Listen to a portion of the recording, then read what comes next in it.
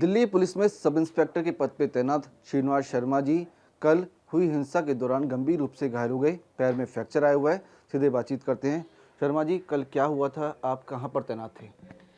मैं अपने माननीय डीसीपी सचिन शर्मा साहब की उसमें तैनात था स्क्वाड में। तो हम सुबह 6 बजे से इस चीज़ को प्रोसेस कर रहे थे और तकरीबन 1 बजे के लगभग हम प्रोसेस करते करते हमें डीसीपी सेंटर साहब ने बताया कि जो चंद्रशेखर जी हैं वो अपने 8 से 10 हज़ार दर्शकों के समर्थकों के साथ जयसिंह रोड और संसद मार्ग की रेड लाइट पर बैठा हुआ, जो पब्लिक को जंतर मंतर की तरफ से आने वाली पब्लिक है या उनको पीछे कनाट प्लेस की तरफ नहीं जाने दे रहा है, उनको वहीं रोक के बैठा हुआ है। तो ये मैम हम उनको हटाने के लिए, रिक्वेस्ट करने के लिए वहाँ चले गए। तो उनको समझाने में तकरीबन हमें 15 से 20 मिनट हमें लगा, वो नहीं माने। इस दौरान डीसीपी साहब को हमने वहाँ से मूव कर दिया। तो लास्ट में मैं पब्लिक की हुटिंग में फंस गया और उन्होंने मेरे साथ ये इंसिडेंट किया। उन्होंने मुझे घसीटा और नीचे पब्लिक क्राउडिंग होने के साथ उन्होंने मुझे नीचे गिरा दिया, जिससे मेरे को पता नहीं मेरे कितने आदमी मेरे ऊपर से गुजरे और मेरे राइट लेग में फ्रैक्चर है। जिस वक्त ये पूरी घटना हुई उस वक्त कितने लोग वहाँ पे मौजूद थे? उस रेड लाइट पे उस टाइम 8 से 10 हज़ार की गैदरिंग थी, जिसमें बैड एलिमेंट बहुत ज़्यादा थे, शरारती तत्व, असामाजिक तत्व बहुत ज़्यादा थे। ये जानना चाह रहा हूँ कि क्या स्टूडेंट्स लग रहे थे आपको या फिर कोई अन्य लोग थे इसमें?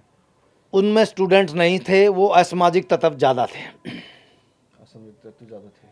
हाँ, उनकी भाषा भी अलग थी, उनका पहनावा भी अलग था और उनका बातचीत करने का कोड वर्ड का तरीका भी अलग था। कोड वर्ड में बात कर रहे थे? कोड वर्ड में बात कर रहे थे। उदाहरण के तौर पे जाना चाहूँगा। उदाहरण के तौर में फुटबॉल को उछाल दो, पानी को गिरा दो, ऐसे ऐसे मतलब अपने इंटर कोड आप एक दूसरे में यूज़ कर रहे थे। आपको क्या लगता है ये सोची समझी साजिश है की रणनीति थी या अचानक ये सारी चीज़ें हुई हैं? नहीं, ये एक प्री प्लान वो था। पथराव हुआ? पथराव एक इसमें मेन उसकी बात ये है कि जो कोऑपरेटिव सोसाइटी का ऑफिस है उसकी टाइलों के नोच करके उखाड़ करके उसके पत्थर बनाए गए, उनको नोकेला किया गया और पुलिस पर्सन पर उनसे अटैक किया गया। आपके कॉप को घसीटा भी गया था? मुझे कॉप ने घसीटा और मेरे ऊपर से पब्लिक भी बहुत ज़्यादा, किसी की लात पड़ी, किसी कुछ पड़ा और मेरी इसी वजह से मेरे को ये जो घसीटा तो अब आदमी अपने आप को बचाता है तो उससे मुझे घसीट आई और इसमें टांग में फ्रैक्चर है। देखा जा रहा था कि परमिशन नहीं थी मास्क निकालने की, पुलिस ने काफ़ी समझाने की कोशिश भी की थी। ऐसी क्या सिचुएशन बनी कि लाठीचार्ज और आंसू गैस की गोले छोड़ने पड़े?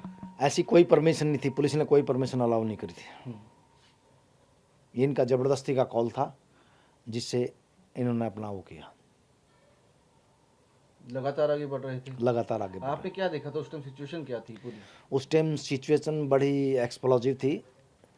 तो उनके पास अपने सब कुछ आदमियों के पास, तो जहाँ तक मेरा 1-2 आदमी पर नज़र गई तो कुछ औजार भी उनके पास थे, कुछ असला टाइप भी उनके पास था, जिसमें मैं उनको देख नहीं सका। आपने हथियार नहीं देखे? नहीं देखा, लेकिन क्योंकि मैं नीचे पब्लिक के नीचे दब गया ना, भीड़ में ना, मैं दबने की वजह से उनको मैं वो नहीं कर पाया। कई वीडियोस भी सामने आ रही हैं जिसमें दिखाई दे रहा है कि काफ़ी तादाद में पुलिसकर्मी वहाँ पे हर जगह पर प्रदर्शनकारियों को रोकने की कोशिश में लगे हुए हैं। कई लोग घसीटे जा रहे हैं, पुलिस की गाड़ियों पर पथराव भी हुआ है। देखिए, आप लोगों को मैं सूचित कर देता हूँ, पुलिस ने अपनी तरफ से कोई पहल नहीं की है। पुलिस ने बड़ी लास्ट तक संयम और धीरज बरता है कि प्रोटेस्ट शांतिपूर्वक हो, लेकिन इसमें असामाजिक तत्व ज़्यादा होने की वजह से ना इस प्रोटेस्ट को लास्ट में तकरीबन 3 बजे के लगभग इस चीज़ को लाठीचार्ज और टीयर गैस का यूज़ किया गया। नहीं, पुलिस को बिल्कुल लास्ट तक, जब पटेल चौक पे प्रोसेसन पहुंच गया उनका, ज़्यादा से कम 10 हज़ार आदमी पटेल चौक पर पहुंच गए, उस टाइम इसका टीयर गैस का लाठीचार्ज का यूज़ करना पड़ा। नहीं, हमारी कोशिश थी कि इसको शांतिपूर्ण ढंग से हम वो करें। आप जब वहाँ मौजूद थे, आपके साथी भी मौजूद होंगे वहाँ पे, उनको भी चोटें आई हैं? मेरे 118-20 आदमियों को चोटें आई हैं, जिनमें से कई तो रेड जोन में हैं, जो आराम में जिनका ट्रीटमेंट चल रहा है।